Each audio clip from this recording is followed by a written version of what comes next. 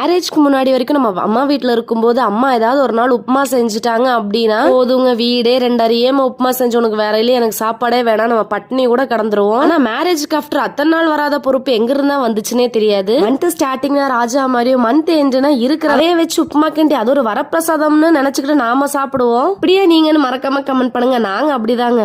Morning வந்து உப்புமா கிண்டி அதே பிரேக்ஃபாஸ்ட்னு வச்சுக்கிட்டு மத்தியானத்துக்கு வந்து மணத்தக்காளி வத்தல இருந்துச்சு, அதை வச்சு வத்த குழம்பு தொட்டுக்கு அவரைக்காய் பொரியல் அண்ட் பிளெயின் ஆஃப் பாயில் போட்டு ரைஸ் வச்சு சாப்பிட்டுக்கலாம் தான் பிளான். அண்ட் இந்த வந்து மணத்தக்காளி குழம்பு வந்து ரொம்ப ஹெல்த்துக்கு அவ்வளோ நல்லது. உங்களுக்கு அல்சர் அந்த மாதிரி இஷ்யூஸ் எல்லாம் இருந்தால் அவ்வளோ நல்லது. ஏகம், சோம்பு, மிளகாய், சின்ன வெங்காயம், பூண்டு, தக்காளி, அது கூட மஞ்சத்தூள், மல்லித்தூள், மிளகாத்தூள் போட்டு நல்லா வதக்கி அதை அரைச்சிட்டு ஒரு கடாயில தேவைக்கேத்தாப்புல எண்ணெய், கொஞ்சம் கருவேப்பிலை, மணத்தக்காளி வத்தல ஒரு கை நிறைய அள்ளி போட்டு நல்லா பொரிச்சதுக்கு அப்புறமா அது கூட நல்லா பட்டர் மாதிரி அரைச்சு வச்சு அந்த பேஸ்டே சேர்த்து கொஞ்சம் புளி தண்ணி சேர்த்து நல்லா கொதிக்க வச்சு இறக்குனீங்கன்னா நம்ம மணத்தக்காளி வத்த குழம்பு ரெடி ஆயிரும். அது கூட இந்த ஹாஃப் பாயில் அண்ட் அவரைக்காய் பொரியல் வச்சு சாப்பிடுங்க.